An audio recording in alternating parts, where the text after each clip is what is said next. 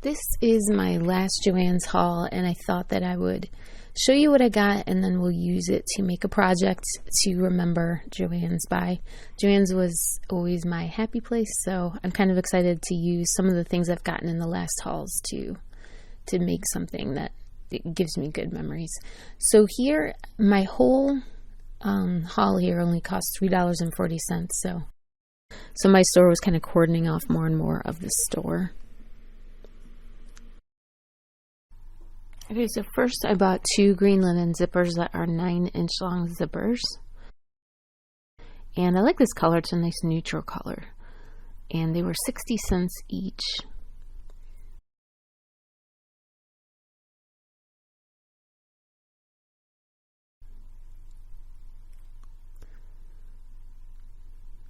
And then I also got a 12-inch zipper that is it's called Dark Rose. And that was 70 cents each.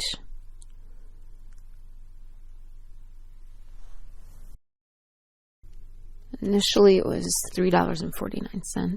So a nice long zipper.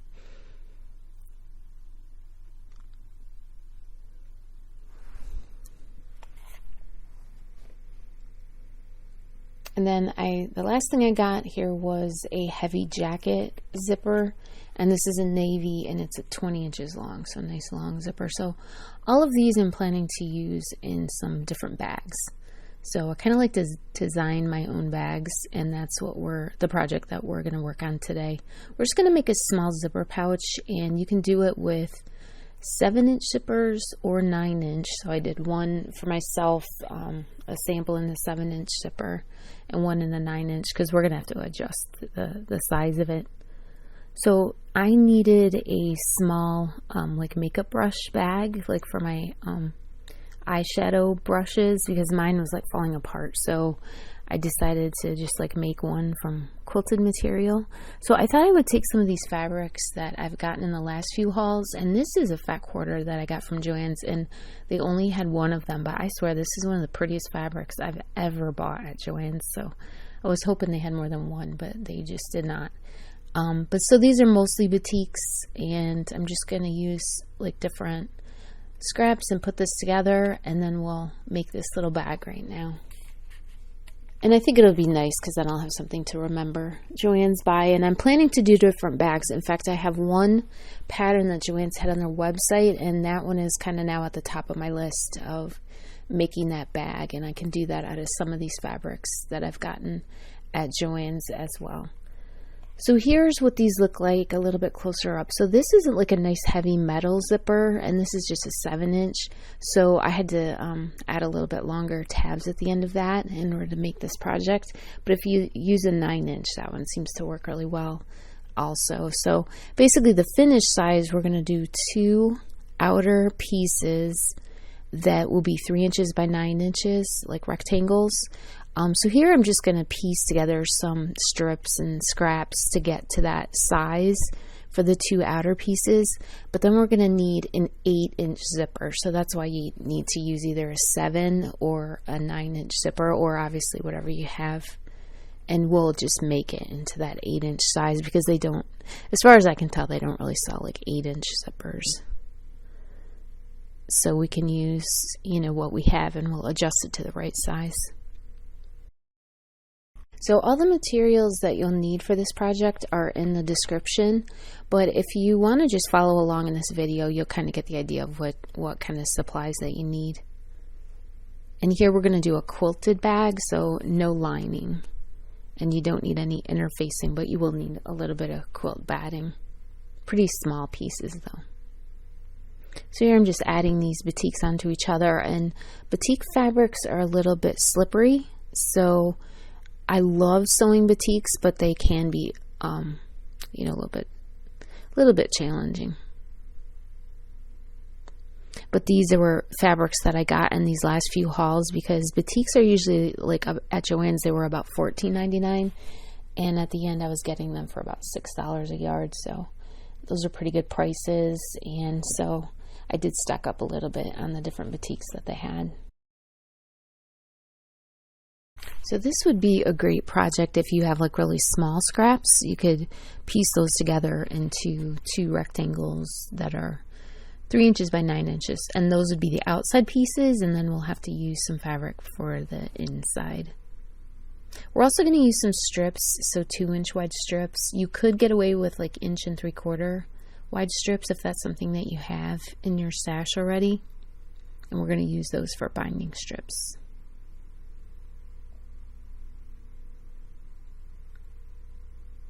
So the size that this is now, I think I'll be able to get a few of these pieces out of here. So I could probably make several bags with just this one like piece together. So the different zipper pouches that I've been making, the one that has kind of stood out to have been my absolute favorite, which I have not shown you yet, is one that I made with a fat quarter from Joann's, and it was in batiks. It was in like a brown batik that had like pink flowers on it, and it's just so pretty. But that bag has kind of made me want to make these smaller bags out of batik, so that's kind of what gave me the inspiration to be using batiks for these small little bags. Because the different fabrics that you choose, it just makes such a big difference in how projects turn out. And so in this case, I just wanted to take some of the really nice purples, and I guess it's more towards the blue, and then like some hot pink, and just kind of make something that I thought would end up really pretty. So in between sewing these, I'm just pressing them well, and then at this point I'm just going to cut them down to the right size. And I'm going to cut quite a few rectangles out of this one piece, and that way I can hold some to the side for later to make more of these little bags, maybe for gifts or for whatever I need them for. And then we're just going to layer it onto batting, and then we're also then going to pick what inside fabric, like what inside the bag fabric you want, and then we'll use that. We'll put that on as like a backing. And so now I'm just going to quickly quilt through these rectangles. And I'm quilting these pretty heavily. I'm just using the edge of my foot so that I don't have to mark any quilting lines. And I just think these small bags look kind of nice with kind of like that small, dense kind of quilting. But you could honestly do like 1 inch into the edge from both sides and then one line down the middle, and you'd have plenty of quilting. So that would only be like 3 lines. So you could do a whole lot less quilting than I'm doing here. But even with doing all of this, it's only taking me, 2 minutes to get the whole piece quilted. And we're making sure that the right sides are facing up from our front piece and from the inside the bag piece.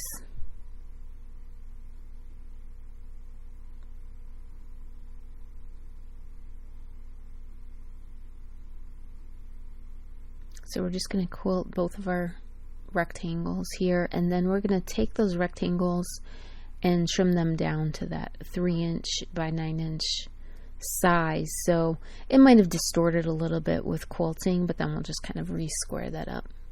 So if you do initially want to make those a little bit larger, and then you can just be like perfectly trimming it down, you can do that, but this is such a small piece, it's not going to distort very much, so it should be fine.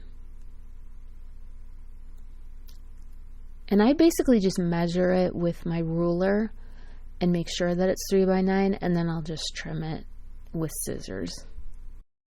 So I would really encourage you, if you haven't done like a quilted bag, this is a great place to start because it's small, but these little pieces are just really fun to do, and it's just a great texture for these projects. So we're going to add our binding strip to this, and it has to be one of those 2-inch strips, and this, we just want to something that coordinates with your outside of the bag fabric, and this is going to be what attaches to the zipper, so it's going to be at the top of your piece. So if you do have directional fabric, you just want to make sure that this goes at the top of your pieces. And then we add this strip to the inside fabric. What we're going to do is sew it to the inside, and then we bring it around to the outside.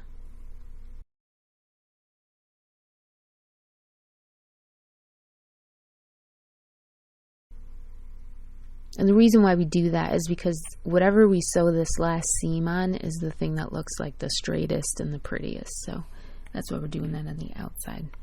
So basically you just bring that strip around, you fold it in a little more than a 1/4 inch, and then when you fold that edge down, now we can sew about 1/16 of an inch away from that nice folded edge, and it just gives us a really neat like strip here, and then we can add that onto our zipper. So it just gives this little bag like a nice professional look, and it gives you another element to like add like a contrasting fabric or just something that you think looks extra pretty on this. And we'll be doing some of these strips on both the inside of the bag and on the sides too. So again, these are strips you can pull out of your stash, or you can make sure they coordinate. It's just up to you. So when we sew these binding strips, when you first put them on, if your strip is longer, which I normally like to do, then it kind of hangs over each of the sides. And then when we fold it over and we sew it this way, then we can just trim it perfectly straight, which is kind of nice, especially when we're working on a bag where this is going to show up.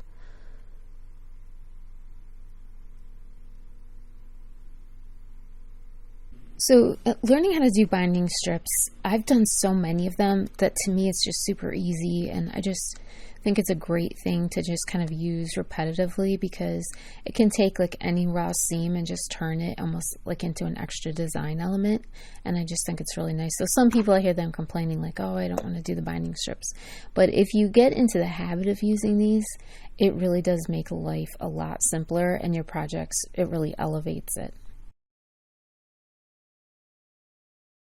And if you do take your time on this, it is kind of nice, because then you can get a nice, you know, accurate, nice straight seam, so that really helps. And here I'm just going to trim it like perfectly straight.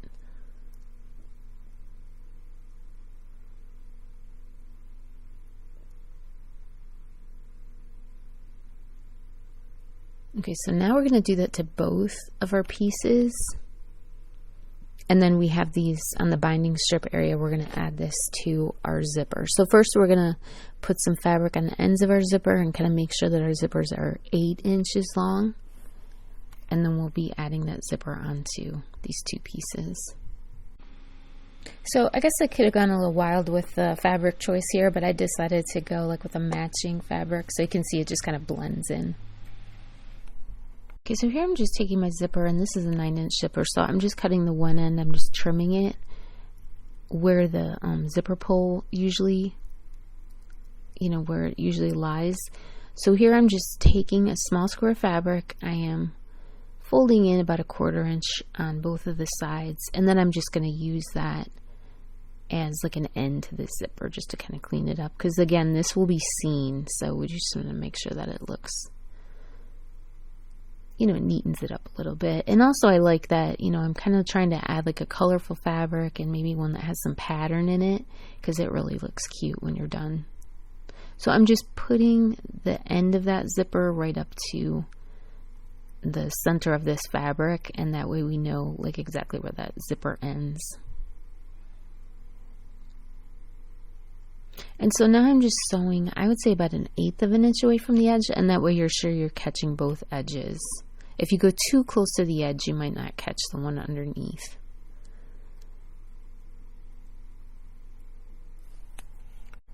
And when I get to those zipper teeth, I usually just either sew through it slowly or hand crank it.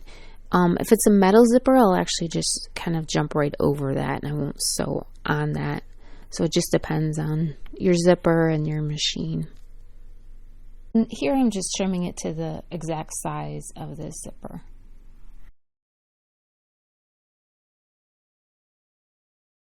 So now on the other end, I'm going to take my ruler, and I'm just going to check where like that exact 8 inches is, and then I'm just going to cut that straight off. So in my case, I'm cutting the end of my zipper off.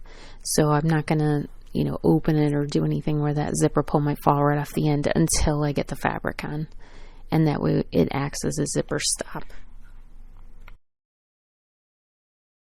And again, this is a good opportunity to take a small scrap and just kind of make it like a design element, because this will be on the top of the bag and you'll be seeing this. So again, I'm going matchy-matchy, but you could have, you know, picked like a real, like a surprise pop of color, that would have been kind of cool too. So then we just repeat this process on the other side, and you can even use a different fabric if you want, and it can be a different size or whatever you want to do. But it just gives us a nice edge on the zipper since this will be seen in this project. But this is a nice way of just kind of making the zipper whatever length you need it, and then I'm just going to trim it equal to the zipper here. So I don't use like the zippers by the yard at this point. I have so many like regular zippers, but it is really nice to be able to like adjust things to the correct size. In this case, in this kind of a zipper, we just want to make sure that it's just like exactly what we need, and I couldn't really find the correct size, so this is just a great way of adjusting things to the size that you need. Okay, so now we're going to add the zipper to the two sides of our bag here, and we just want the outside sides showing with the nice side of our zipper. And all you're going to do is take those two nice sides of the bag, and you're going to make sure that it's centered so that you have about a 1/2 inch hanging over each side of that zipper. And that's really important because otherwise your bag won't lay right and it won't give you the right seam allowances on either side. So all we do is put that in the sewing machine flat, and then we sew. I usually leave between the teeth of the zipper and the binding strip about 1/8 of an inch. And then usually I'm sewing about a 1/16 of an inch away from that folded edge on that binding strip, but it's more important to just try to sew straight on this strip than trying to get super close to the edge.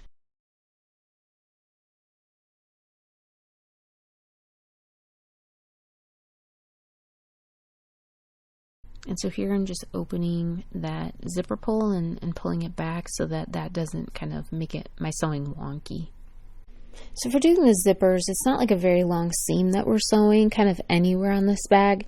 So it's fine to just take your time and just try to get things nice and straight. And you can sew a little bit and then stop and adjust it. And that's kind of the way I've been doing this bag. And in a way, it's almost like sewing like a little miniature project. So it's kind of nice to be able to take your time a little bit. And then we just reposition the other side of the bag and just make sure that both of the outside sides of the bag are showing. And we're going to add the second side of the bag in the same way. So again, to just make sure, like, you know, for me, I make like 1/8 of an inch showing from the zipper teeth over, but you just want it to be consistent. So whatever you did the first time, just try to match it the second time. And then this is what we end up with. And we're going to turn that bag towards the it's almost like inside out. And we're just going to clip that so that it stays nice and straight. And if you do need to trim anything to get it straight, that's totally fine.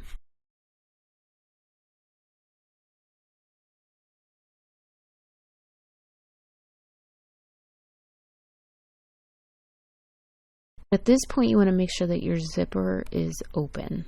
So now we're going to take this, and it doesn't matter which side you do it, but we're going to add a binding strip. And whatever works for you, this is going to be on the inside of the bag. So I kind of like doing like a real contrasting color, at least on this project. And that way when you put things in the bag, it kind of, it just looks really cute, I think.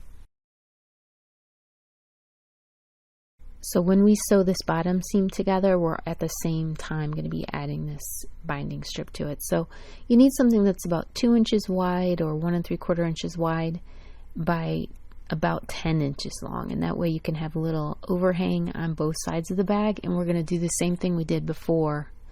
We're going to sew this down, and then we're going to bring it around to the front, and then we'll re-sew it down, and then we will trim those sides nice and straight and even. And now at this point, the sides of the bag are still completely open, and you want your zipper open so that we can turn it inside out.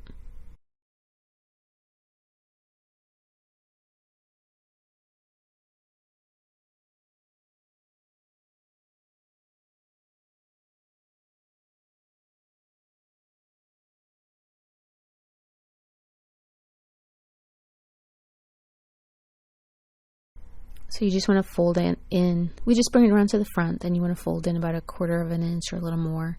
And then we just kind of realign that, and then we're just going to sew that one. So it's a nice quick way of getting a seam and a binding strip in pretty much the same amount of time as just doing a seam. So the fact that we have this seam at the bottom of this bag helps us to, like if you want to use a directional fabric, you can. But I do really like the seam at the bottom of the bag, looking at it from the inside. I just think it's really cute.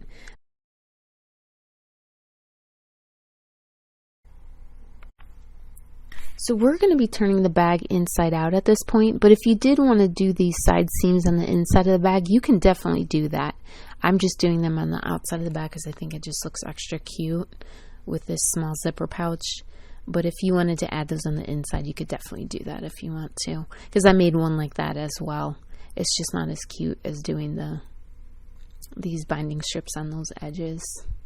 So the 2 little strips we're going to need for these edges, I put, you know, like you might need a 5" by 2" or 5" by 1¼ inch and 3/4 wide strip. But what we want to do is we want to pull out that bottom seam, just make sure that it's, you know, not tucked in too much, that we've just got it pulled out. But you can see how cute that looks.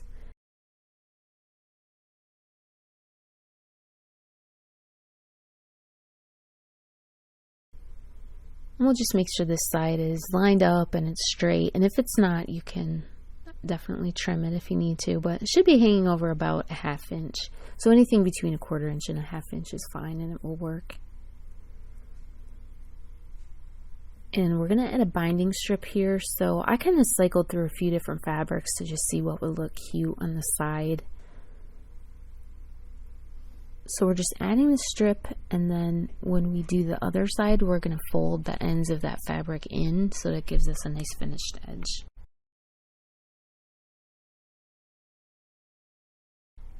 So you can see here we have like extra fabric where we can fold the end in, and I'm trying to show you really close up here, and then you basically fold that you know, the same way as we were, but now you have a nice finished edge instead of that raw edge. And you just do the same thing to both sides. And then I'm just going to clip that before I get it to the machine.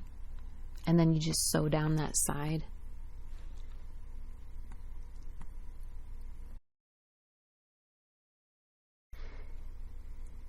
Well, what you do want to do is you want to take a few stitches and then back tack at these ends. So this sewing is a little bit bulky, so usually I'm either hand cranking it at the 2 ends, or my machine I can take like 1 stitch at a time, but I usually just slow it way down, and that way I don't get jamming or anything like that. So that might be a good way to do it. But when I need to, I will do like a couple back stitches just to make sure I can secure it.